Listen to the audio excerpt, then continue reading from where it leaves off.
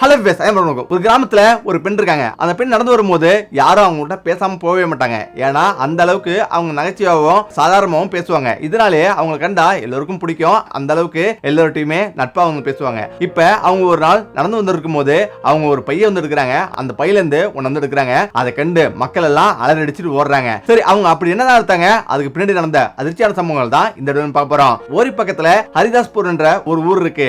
அந்த ஊர்ல பெரும்பாலும் விவசாயம் பண்றவங்க தான். முக்கியமா அங்க விவசாயம் பார்க்கறவங்க எல்லாமே பெரிய பெரிய நிலம் வைக்கிறவங்க. அதாவது 10 ஏக்கர் 20 ஏக்கர் போல நல்ல விவசாயம் பண்ணிட்டு இருக்காங்க. அப்படியே அந்த விவசாயிகள் ஒருத்தர் தான் ராம்லால் என்பவர். ராம்லாலுக்கு 2 பெண் குழந்தைங்க. ஒரு பெண்ணு கல்லூரி முடிச்சிட்டு இப்பதான் வீட்டுல இருக்கா. இன்னொரு பெண்ணு 8வது தான் முடிச்சிருக்கா. இப்ப அவங்க வீட்டுக்கு ஒரு இளைஞன் பெண்ணு பார்க்க வரான். அதாவது அவங்க வந்த பிறகு அந்த பையன் நல்ல ஒரு வசதி, நல்ல ஒரு வேலையில இருக்கான். அவனுக்கு நல்ல ஒரு சம்பளமும் கூட.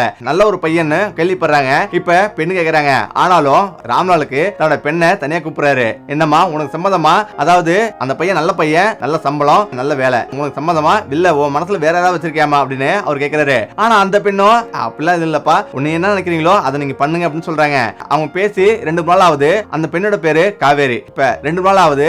காவேரி திடீர்னு ஒரு நாள் மயங்கி கீழே விழுறாங்க. உடல்நல பாதிக்கப்படுது. இதனால அவங்க அம்மா அதிர்ச்சி அடைஞ்சு உடனடியா பக்கத்துல உள்ள ஒரு ஹாஸ்பிட்டல் போறாங்க. அங்க ஹாஸ்பிட்டல்ல பரிசோதிக்கிறாங்க. பரிசோதிச்ச டாக்டர் என்ன சொல்றாங்கன்னா, இந்த பெண்ணுக்கு உங்க மகளுக்கு கல்யாணம் ஆகி எத்தனை மாசம் ஆகுது அப்படின்னு கேக்குறாங்க. இப்பதான் வந்து கல்யாணம் நிச்சயம் பண்ண போறோம் அப்படின்னு சொல்றாங்க. ஆனா அவங்க பொண்ணு 3 மாசம் கர்ப்பமா இருக்காங்க அப்படின்னு அவங்க சொல்றாங்க. இதை கேட்டு அவங்களால எதுவுமே பேச முடியல. அதிர்ச்சியில உறைஞ்சு போறாங்க. இப்ப வீட்டுல வந்துட்டு அவங்க அம்மா தரையிலையும் தலையிலையும் அடிச்சுக்கிட்டு அழுகுறாங்க.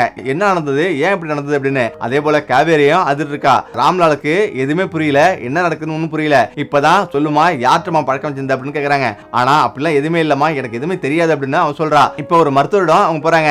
மருத்துவர்கிட்ட போயிட்டு என் பெண்ணு கர்ப்பமா இருக்கா, எப்படியாவது கர்ப்பத்தை கலக்கணும் அப்படின்னு காலை பிடிச்சு வேண்டிக்கிறாங்க. பரிசோதிச்ச டாக்டர் முடியவே முடியாது, 4 மாசம் கர்ப்பமா இருக்காங்க, அவங்க உயிருக்கு கண்டிப்பா ஆபத்து ஏற்படும், அடுத்தது இதனால என்னோட வேலையே போயிடும், நான் மருத்துவ வேலையை பார்க்க முடியாது அப்படின்னு அவர் சொல்றாரு. இப்ப எதுவுமே புரியல. வீட்டுக்கு வராங்க. வீட்டுக்கு வந்துட்டு அவங்க எல்லாருமே வந்து புலம்புறாங்க, அழுகுறாங்க. இந்த ஊரோட தலைவர்கிட்ட இதெல்லாம் சொல்றாங்க. அப்ப அவர் என்ன சொல்றாருன்னா, இதுக்கெல்லாம் காரணம் ஒரு பிசாசு தான், அதனால நீங்க ஒரு பூஜை செஞ்சா எல்லாம் சரியாயிடும் சொல்றாரு. ராம்லாலுக்கும் ராம்லால் மனைவிக்கும் இதுல வந்து நம்பிக்கை இல்ல. இருந்தாலும் அவர் ஊர் பெரியவர், கடைசியா அவர் பேச்ச தான் எல்லாருமே கேட்கணும். அப்படிப்பட்ட ஒருத்தர்கிட்ட இருந்து இப்படி ஒரு வார்த்தை வந்திருக்கிறது, சரி எது நடந்தாலும் நல்லது நடக்கட்டும் அப்படின்னு அவங்களும் செய்யறாங்க. இப்ப பூஜை செய்யறாங்க. சில மாதங்கள் கிடக்குது. இப்ப அந்த ஊரோட தலைவரை பாக்குறாரு ராம்லால். இப்ப ராம்லால் சொல்றாரு அந்த ஊர் தலைவர்கிட்ட, இன்னும் எந்த ஒரு மாற்றமும் தெரியல, என்னன்னு தெரியல அப்படின்னு கேக்குறாங்க. அவர் என்ன சொல்றாருன்னா, அவ்வளவு சீக்கிரம் போயிடாது, பொறுத்து இருக்கணும், பொறுத்து இருந்து பொறுமையா தான் போவோம் அப்படின்னு சொல்றாரு. அப்ப இவங்க ஒண்ணுமே புரியல. இதே சமயத்துல இப்ப இதே ஊர்ல மேலும் 4 பெண்கள் இதே போல கர்ப்பமா வராங்க. இப்ப அவங்களும் மருத்துவமனைக்கு போறாங்க. இப்ப இந்த செய்தி உடனடியா ஊர் முழுதும் அதிர்ச்சி ஆகுது. இப்ப உடனடியா இது சாதாரண விடக்கூடாது அப்படின்னு அதோட பெற்றோர்கள் எல்லாமே போலீஸ் ஸ்டேஷன் போறாங்க. எஸ்பி சாவித்திரி இருக்காங்க. சாவித்திரிட்ட இதெல்லாம் சொல்லப்படுது. அதாவது அந்த 4 பெண்களும் கல்யாணம் ஆகல, எந்த ஒரு பையன் கூடயும் காதல் பழக்கம் இல்ல, ஆனா எப்படி கர்ப்பமானாங்கன்னு தெரியல அப்படின்னு அவங்க புகாரளிக்கிறாங்க. இப்ப அதை எழுத்துப்பூர்வமா எழுதி வாங்கிக்கிறாங்க. வாங்கிட்டு உடனடியா அங்க 2-3 பேரை வந்து அனுப்பி விசாரிக்க சொல்றாங்க. அவங்களும் அங்க போயிட்டு விசாரிக்கிறாங்க. அங்க போய் விசாரிக்கும் போது எல்லாருமே பிசாசு தான் காரணம் சொல்றாங்க. முக்கியமா அந்த ஊர்ல அந்த 4-5 பேர் பாதிக்கப்பட்டாங்கல்ல, அவங்கள்ட்டையும் அவங்களுடைய அப்பா அம்மாவட்டையும் விசாரிக்கிறாங்க. விசாரிக்கும் போது அவங்களுக்கு எதுவுமே புரியல. எல்லாருமே அந்த ஊர்ல காந்தவர்மன் ஒரு பிசாசு இருக்கு, அந்த காந்தவர்மன் தான் இவ்வளவு வேலையும் காட்டுறது, அப்படி நாங்க கர்ப்பமாவனா இந்த ஊரே அழிச்சிருவோம் அப்படின்னு அவங்க சொல்றாங்க. இதை கேட்டு அவங்களுக்கு ஒண்ணுமே புரியல. திரும்பவும் அவங்க போலீஸ் ஸ்டேஷன் வராங்க. இப்ப சாவித்திரிட்ட எல்லாத்தையும் எடுத்து சொல்றாங்க. எஸ்பி சாவித்திரியும் அந்த ஊருக்கு வராங்க. இப்ப அவங்க வரும்போது பிச்சைக்காரி போல வேடமிட்டு வராங்க. இப்ப எல்லோரிடமும் சகஜமா பழகுறாங்க. சில நாட்கள் அந்த ஊர் முழுவதும் சுத்திடுறாங்க. இதெல்லாம மேலும் 4-5 பெண்கள் பாதிக்கப்படுறாங்க. அந்த ஊரு ஒரு மிகப்பெரிய ஊரு, ஆனாலும் அது ஒரு கட்டமைக்கப்பட்ட ஒரு ஊரு. ஏன்னா யாருனாலும் வரலாம், யாருனாலும் போலாம். முக்கியம் பாத்தீங்கன்னா அந்த ஊர்ல வந்து ஒவ்வொரு வீடுமே ஒவ்வொரு வீட்டுக்கு ஜாயிண்ட் இருக்கும். அதாவது எந்த வீடுமே தனித்தனியா இல்லாம எல்லா வீடும் இணைஞ்சிருக்கு. ஜாயிண்ட் வீடுன்றதால எல்லாருமே வெளியில தான் வந்து படுத்துப்பாங்க. அதாவது பெண்கள் இருந்து குழந்தைகள் இருந்து எல்லாருமே வெளியில தான் படுத்திருப்பாங்க. இதனால அவங்களுக்கு ஒண்ணுமே புரியல. ஒரு வாரம் இருந்துட்டு திரும்பவும் ஸ்டேஷன் போறாங்க. அவங்க குழுவை வந்து கூப்பிட்டு இதை சாதாரணமா விடக்கூடாது, இதுல உண்மையா என்ன நடக்குது அப்படின்றத நம்ம புரிஞ்சுக்கணும், உடனடியா நம்ம குழு எல்லாமே நம்ம போயிட்டு இதை கண்டுபிடிக்கிறதாலையும் வரையக்கூடாது அப்படின்னு சொல்றாங்க. அதனால மேலிடத்துல இந்த செய்தியை சொல்லி அவங்க உத்தரவு வாங்குறாங்க. உத்தரவு வாங்கிட்டு அந்த ஊருக்கு திரும்பவும் போறாங்க. இப்ப அதே போல அங்க தங்கியிருக்காங்க. அங்க எல்லாருமே காந்தவர்மன் தான் இந்த வேலை அப்படின்றத எல்லாரும் திரும்ப திரும்ப சொல்றாங்க. அவங்க குழு எல்லாமே ஒவ்வொருத்தரும் தனித்தனியா வந்திருக்காங்க. ஏன்னா ஒவ்வொருத்தரும் ஒருத்தர் வந்து அந்த ஊருக்கு ஏற்கனவே வந்தவர் மாதிரி, ஒருத்தர் வந்து அப்பதான் வரவர் மாதிரி, ஒருத்தர் வந்து அங்கே இருக்கிற மாதிரி அப்படின்னு ஒவ்வொருத்தவங்களும் போலீஸ்கார அனைவரும் அந்த ஊர் முழுவதும் தெரியுறாங்க. இப்ப அந்த பிச்சைக்காரங்க அதாவது சாத்திரி ஏதாச்சும் நடு ரோட்ல போயிட்டு இருக்காங்க. பையில வந்து கையை விட்டு வேற பொருள் எடுக்கிறது பதிலே துப்பாக்கி எடுத்துறாங்க. இதை பார்த்து அந்த மக்கள் எல்லாருமே அலறிச்சுட்டு ஓடுறாங்க. ஆனா இருந்தாலும் அந்த மக்களிடம் கொஞ்சம் பொறுமையா இருங்க, ஒரு சின்ன விஷயம் விசாரிக்கிறதுக்காக இங்க வந்திருக்கேன், இந்த விஷயத்துக்கு யாருமே சொல்லாதீங்க பயப்படாதீங்க, நான் சாவித்திரி அப்படின்னு அவங்க சொல்றாங்க.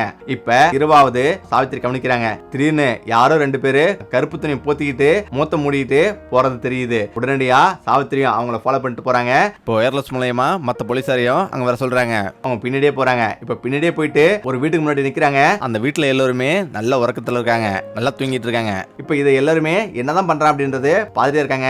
இப்ப அவங்க கையில ஏதோ திரவம் மாதிரி ஒரு பாட்டில் இருக்கிறாங்க, அதை ஸ்ப்ரே பண்றாங்க.